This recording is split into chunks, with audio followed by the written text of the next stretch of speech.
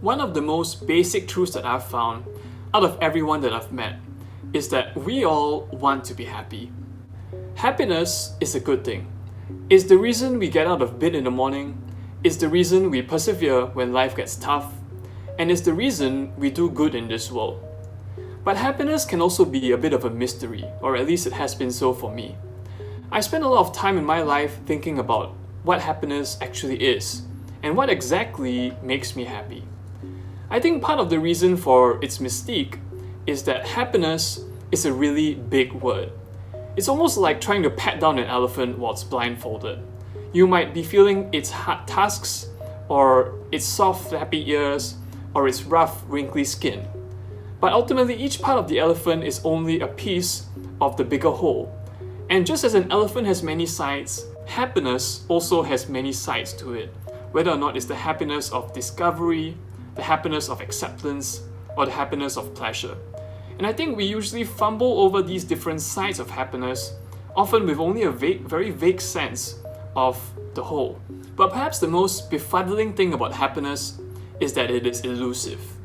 Happiness is an emotional high that is remarkably short-lived and slips away even faster the more we try to hold on to it. We've all been there on the last few days of a vacation where we start feeling down because we realize that our happiness is about to end. Still, it is only natural that happiness comes and goes. None of us really expect to go about our lives in a constant state of bliss. But I think the real problem is that much of happiness that we pursue is distinctly finite. Let's look at the things that make us happy.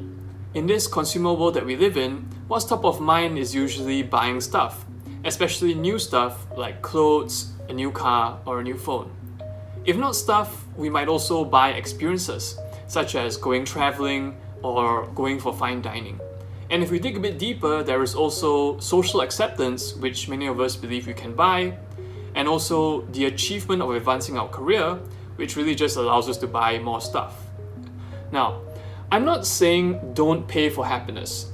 It's great to travel and it's great to upgrade your life when you can afford it.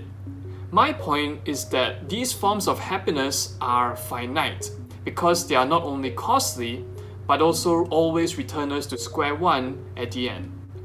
Worse, once we get used to better stuff, nicer experiences, or a higher pay, it often costs more and more to keep up with the same level of happiness that we are used to feeling.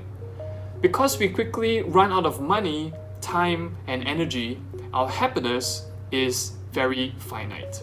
What I'd like to talk about today is infinite happiness. This is a happiness that costs less and less for the same amount of happiness. I'll present 3 levels that you can do this. One which is easy with a low payoff, one which is normal with a normal payoff, and one which is difficult with a high payoff. But before I jump in, I want to first recognize that happiness is really personal. We all feel it in a different way, and we all care about different things. I can only share my experiences and what works for me, so feel free to pick and choose what works best for your life. So the first level, which I'm going to call the light mode, is to move your body. This doesn't mean go work out because you probably already heard more than enough about the benefits of exercise. What I mean is actually to move each part of your body as you go through your day, kind of like dancing. The key here is that motion creates emotion, or the more you move, the more you groove. When we loosen up our body, our mind eases up, and it creates a feeling of happiness within us. Take a look at these 2 guys at a party. It's quite obvious who is likely to be happier in this moment, and this makes him feel warmer and more fun to be around. So move your body freely. As a start, you might want to find a private space to make some big victory poses or some fun, groovy moves.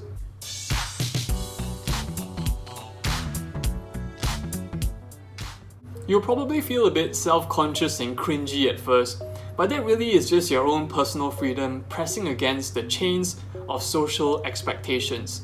Society wants to tell you that you can only dance and feel happy in a certain time, in a certain place, and in a certain way, so don't fall for it. Motion creates emotion, and moving your body is a free, fun, and easy way to be happy. Of course, this is the light mode and only creates happiness in the moment. If we want to form a longer lasting happiness, we need to level up to the steady mode, which is quality relationships. I've always found it strange that whenever I ask people what they want, the answer I get is rarely about healthy relationships. Perhaps it's because it's more socially acceptable to talk about our ambitions and what makes us special. But I believe that having quality relationships is another key way to realize infinite happiness. You may have heard of the Harvard study of adult development, which found a strong link between high quality relationships and lifetime happiness. And what they found is that personal connection stimulates us mentally and emotionally, which really improves our mood and makes us happier.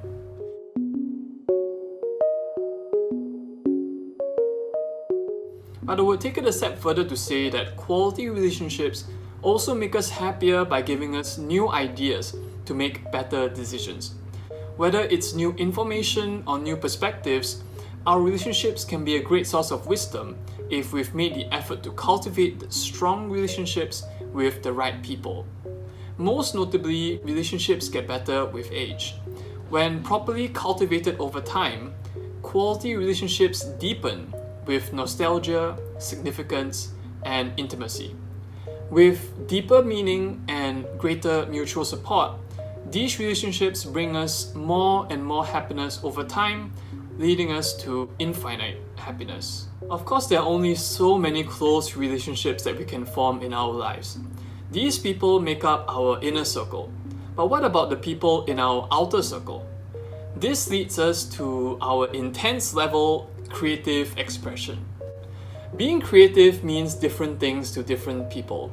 We've all done something new that brought us great joy in our lives, whether it was solving a problem at work, or coming up with a new recipe in the kitchen, or posting content on social media.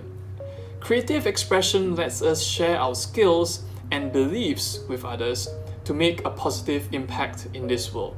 However, the problem with creative expression is that it can be quite difficult. This is something that I face in my own journey with this YouTube channel, which has really been about creative expression. For me, I had to really reach very deep to find a message that not only mattered, but that was also uniquely my own. But I think the most difficult part of this creative journey was really making the first step.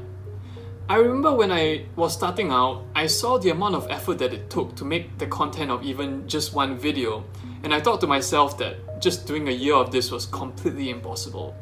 I only realized later that, as cliche as it sounds, the only way I could make this journey was to take it step by step. I told myself that if I could just make one video, then that small win would give me the motivation to do the next one, and then maybe the next one, as opposed to trying to see it myself doing 50 videos over the next year. So even if creative expression is difficult, all you have to do is start on the first step and see where it takes you. So long as the first step is fun and meaningful to you, it's okay if it's a bad first attempt or if you fail in the end. I believe that if we keep putting ourselves out there, we'll eventually find our own path. And on that journey, as we create better and build higher, each step we take adds more and more to our happiness. And one day we'll look back and realize the infinity of our happiness.